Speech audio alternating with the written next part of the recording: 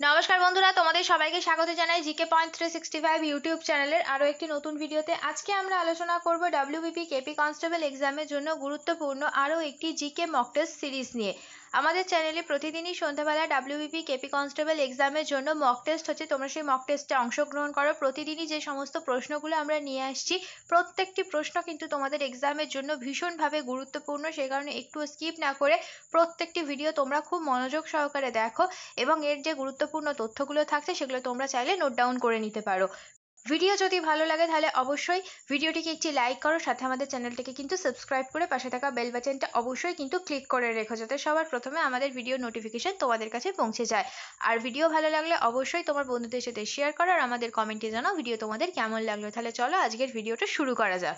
প্রথম প্রশ্ন, নিচের কোন ঝড়টির গতিবেগ সব থেকে বেশি?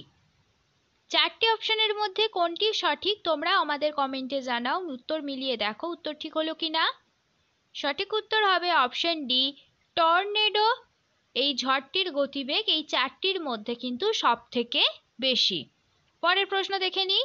পরের প্রশ্ন হচ্ছে, কোন নদীর ওপর হীরাকুদ বাঁধ রয়েছে? হীরাকুদ বাঁধ কিন্তু ভারতের দীর্ঘতম বাঁধ, আর এই হীরাকুদ বাঁধটি রয়েছে, সঠিক উত্তর হয়ে যাবে অপশন এ, মহানদী নদীর উপর। এবার আমরা কিছু গুরুত্বপূর্ণ নদী বাঁধ, সেটি কোন রাজ্যে অবস্থিত এবং কোন নদীর উপর অবস্থিত, এটা আমরা দেখে নেব। এই তথ্যগুলো তোমরা অবশ্যই খাতায় নোট ডাউন করে রাখো। এই তথ্যগুলো কিন্তু তোমাদের এক্সামের জন্য ভীষণ গুরুত্বপূর্ণ। গান্ধীসাগর বাঁধ রয়েছে মধ্যপ্রদেশ রাজ্যে, আর এটি রয়েছে চম্বল নদীর ওপর। উড়ি বাঁধ আছে জম্মু কাশ্মীর রাজ্যে, আর এটি আছে ঝিলাম নদীর ওপর।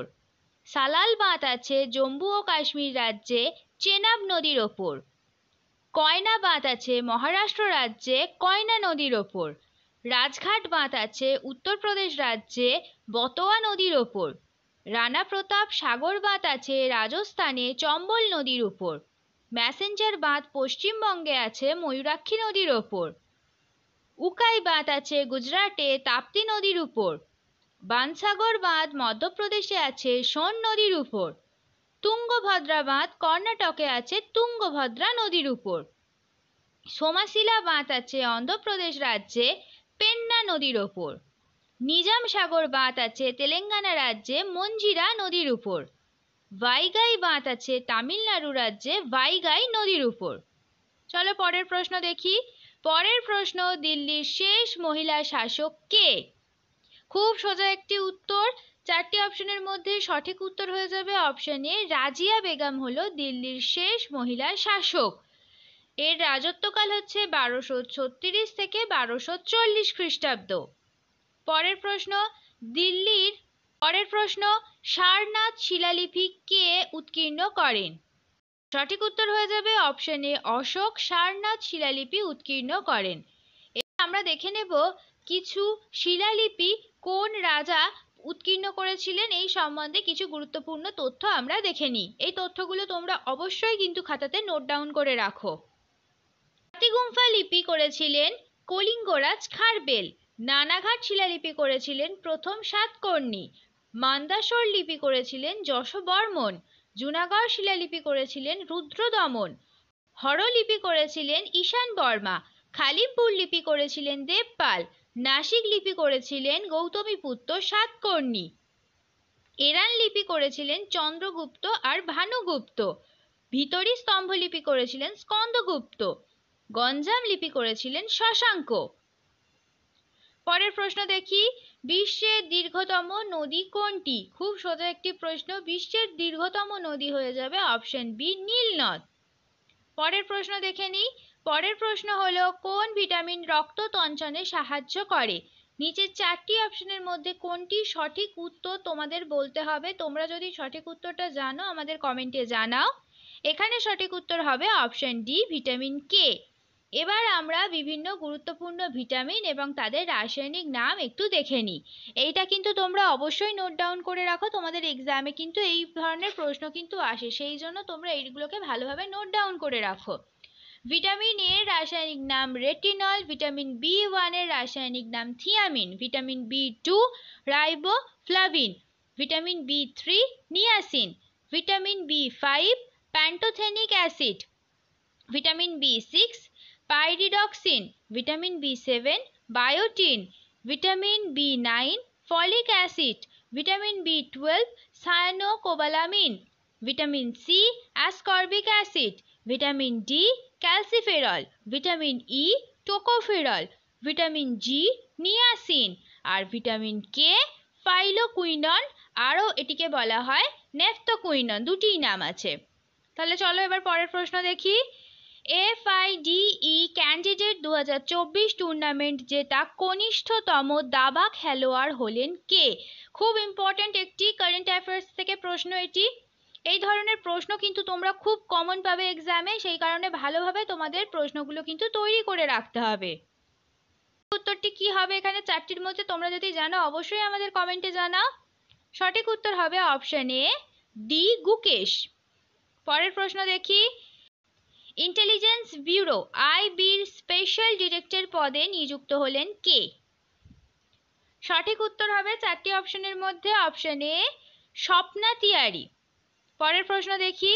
কোথায় 2550তম ভগবান মহাবীর নির্মাণ মহোৎসবের উদ্বোধন করলেন নরেন্দ্র মোদী? চারটি অপশনের মধ্যে কোনটি সঠিক হবে তোমরা যদি জানো তাহলে অবশ্যই কিন্তু আমাদের কমেন্টে জানাও। চারটি অপশনের মধ্যে সঠিক উত্তর হয়ে যাবে অপশন সি, নিউ দিল্লি। পরের প্রশ্ন দেখি। বিশ্ব পৃথিবী দিবস পালন করা হয় কবে? ওয়ার্ল্ড আর্থ ডে কবে পালন করা হয় তোমরা যদি জানো আমাদের কমেন্টে জানাও। সঠিক উত্তর এখানে হয়ে যাবে অপশন এ, 22শে এপ্রিল। এবছরের থিম হলো প্ল্যান্ট ভার্সেস প্লাস্টিক। চলো দেখি পরের প্রশ্ন। WWWর পূর্ণাঙ্গ রূপ কোনটি? খুব সোজা একটি প্রশ্ন। WWWর পূর্ণাঙ্গ রূপ হলো ওয়ার্ল্ড ওয়াইড ওয়েব। চলো পরের প্রশ্ন দেখি। জাতিপুঞ্জের সদর দপ্তর কোন শহরে অবস্থিত? জাতিপুঞ্জের সদর দপ্তর আছে অপশন বি হয়ে যাবে সঠিক উত্তর, নিউ ইয়র্ক শহরে। পরের প্রশ্ন। পশ্চিমবঙ্গের প্রধান কুটির শিল্প কোনটি? আমাদের পশ্চিমবঙ্গের মধ্যে প্রধান কুটির শিল্প হলো অপশন বি, তাঁত বস্ত্রবয়ন শিল্প। পরের প্রশ্ন দেখি। কায়রো কোন নদীর তীরে অবস্থিত? কায়রো হলো মিশরের রাজধানী, তাহলে খুব সম্ভবত এর উত্তর হয়ে যাবে অপশন বি, নীল নদের তীরে অবস্থিত হলো কায়রো। এবার আমরা কিছু গুরুত্বপূর্ণ শহর আর সেটি কোন নদীর তীরে অবস্থিত আমরা জেনে নিই। তোমরা এই গুরুত্বপূর্ণ তথ্যগুলোকে কিন্তু অবশ্যই নোট ডাউন করে নাও। আলেকজান্দ্রিয়া শহর হলো নীলনদ নদীর তীরে অবস্থিত। আমস্টারডাম শহর অ্যামসেল নদীর তীরে অবস্থিত। বুদাপেস্ট শহর দানিউব নদীর তীরে অবস্থিত। বাগদাদ শহর টাইগ্রিস নদীর তীরে অবস্থিত। রোম শহর টাইবার নদীর তীরে অবস্থিত। ব্যাংকক শহর চাও ফ্রায়া নদীর তীরে অবস্থিত। আর ভিয়েনা শহর দানিউব নদীর তীরে অবস্থিত। চলো পরের প্রশ্ন দেখি। নদিয়া ও মুর্শিদাবাদের মৃতপ্রায় বদ্বীপ কি নামে পরিচিত? তোমরা যদি সঠিক উত্তর জানো তাহলে কিন্তু অবশ্যই আমাদের কমেন্টে জানাও। এখানে সঠিক উত্তর হয়ে যাবে অপশন সি, বাগড়ি নামে পরিচিত। পরের প্রশ্ন। আইসোবার বলতে কি বোঝায়? আইসোবার বলতে কি বোঝায় তোমরা যদি জানো আমাদের কিন্তু কমেন্টে উত্তরটা জানাও। মিলিয়ে দেখো উত্তর ঠিক হলো কিনা। সঠিক উত্তর হয়ে যাবে চারটি অপশনের মধ্যে অপশন বি, সমবায়ুচাপ রেখা। চলো পরের প্রশ্ন দেখি।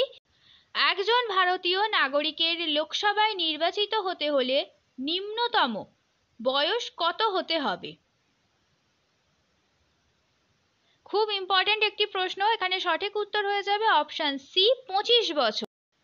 এবার আমরা কিছু পদের জন্য ন্যূনতম বয়স এবং সর্বোচ্চ বয়স আমরা দেখে নেব। তোমরা কিন্তু এই তথ্যগুলো অবশ্যই খাতাতে কিন্তু নোট ডাউন করে নাও। রাষ্ট্রপতি পদের ন্যূনতম বয়স হলো 35 বছর আর সর্বোচ্চ বয়সের কোনো সীমা নেই। উপরাষ্ট্রপতি পদের ন্যূনতম বয়স 35, সর্বোচ্চ বয়সের কোনো সীমা নেই। রাজ্যপাল হতে গেলে ন্যূনতম 35 বছর হতে হবে এবং সর্বোচ্চ বয়সের কোনো সীমা নেই। মুখ্যমন্ত্রী হতে গেলে ন্যূনতম 25 বছর বয়স হতে হবে এবং সর্বোচ্চ কোনো সীমা নেই। লোকসভা স্পিকার হতে গেলেও ন্যূনতম 25 বছর বয়স হতে হবে, সর্বোচ্চ কোনো সীমা নেই। লোকসভার সদস্য হতে গেলে ন্যূনতম 25 বছর হতে হবে এবং সর্বোচ্চ বয়সের কোনো সীমা নেই। রাজ্যসভার সদস্য হতে গেলে 30 বছর হতে হবে এবং সর্বোচ্চ কোনো সীমা নেই। এমএলএ হতে গেলে ন্যূনতম 25 বছর হতে হবে এবং সর্বোচ্চ কোনো সীমা নেই। এমএলসি হতে গেলে ন্যূনতম 30 বছর হতে হবে এবং সর্বোচ্চ কোনো এখানেও সীমা নেই। পঞ্চায়েতের সদস্য হতে গেলে ন্যূনতম 21 বছর হতে হবে এবং সর্বোচ্চের কোনো সীমা নেই। পৌরসভার সদস্য হতে গেলে ন্যূনতম 21 বছর বয়স হতে হবে এবং সর্বোচ্চ বয়সের কোনো সীমা এখানেও নেই। কারখানায় কাজ করতে গেলে ন্যূনতম 14 বছর বয়স হতে হবে, সর্বোচ্চ বয়সের কোনো সীমা নেই। ভোট দান করতে গেলে সেই ব্যক্তিকে ন্যূনতম 18 বছর বয়স হতে হবে আর সর্বোচ্চ কোনো সীমা নেই। পরের প্রশ্ন দেখি, ইন্ডিয়ান আর্মির প্রথম মহিলা সুবেদার হিসেবে নিযুক্ত হলেন কে? খুব ইম্পর্টেন্ট একটি প্রশ্ন। সঠিক উত্তর হবে অপশন এ, প্রীতি রজক। পরের প্রশ্ন দেখে নিই, সম্প্রতি বায়ুসেনা মেডেল দ্বারা সম্মানিত হলেন কে? এটি কারেন্ট অ্যাফেয়ার থেকে একটি খুবই গুরুত্বপূর্ণ প্রশ্ন। এই ধরনের কারেন্ট অ্যাফেয়ার্সের টপিকও কিন্তু তোমাদের কাছে খুবই ইম্পর্টেন্ট, সেই কারণে তোমাদের এই টপিকগুলোকেও কিন্তু খুব ভালোভাবে তৈরি করে নিতে হবে। তাহলে দেখা যাক এই প্রশ্নের সঠিক উত্তর কি হবে। এই প্রশ্নের সঠিক উত্তর হয়ে যাবে অপশন সি, নিকিতা মালহোত্রা। পরের প্রশ্ন হচ্ছে, নবমবার কোন রাজ্যের মুখ্যমন্ত্রী পদে শপথ গ্রহণ করলেন নীতিশ কুমার? খুব সোজা একটি উত্তর, সঠিক উত্তর এখানে হয়ে যাবে অপশন ডি, বিহার।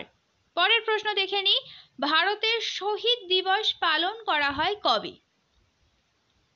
শহীদ দিবস পালন করা হয় অপশন এ, সঠিক উত্তর 30শে জানুয়ারি। মহাত্মা গান্ধীর মৃত্যুদিনটিকেই স্মরণ রাখতে এই দিবস পালন করা হয়ে থাকে। শেষ হলো আজকের ভিডিও। আজকের পর্বে আমরা কিছু গুরুত্বপূর্ণ ডব্লিউবিপি কনস্টেবল এক্সামের জন্য জিকে প্রশ্নের উত্তর দেখে নিলাম। আমাদের চ্যানেলে প্রতিদিনই সন্ধ্যাবেলা জিকে প্রশ্নের উপরে মক টেস্ট হচ্ছে, তোমরা সেই মক টেস্টে অংশগ্রহণ করো। প্রত্যেকটি প্রশ্নই কিন্তু তোমাদের জন্য ভীষণভাবে গুরুত্বপূর্ণ, সেই কারণে একটুও স্কিপ না করে পুরো ভিডিওটা শেষ পর্যন্ত তোমরা দেখো।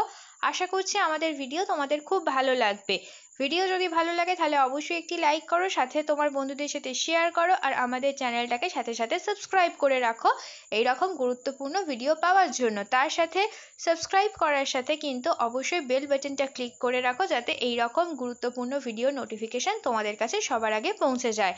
তাহলে চলো, তোমাদের সাথে দেখা হচ্ছে পরের ভিডিওতে। ততদিন তোমরা আরও এই ধরনের গুরুত্বপূর্ণ ভিডিও আমাদের চ্যানেলে যেগুলি আছে প্লেলিস্ট করা আছে সেখান থেকে দেখতে থাকো। আমাদের ভিডিওকে এইভাবে ভালোবাসা দিতে থাকো। ধন্যবাদ।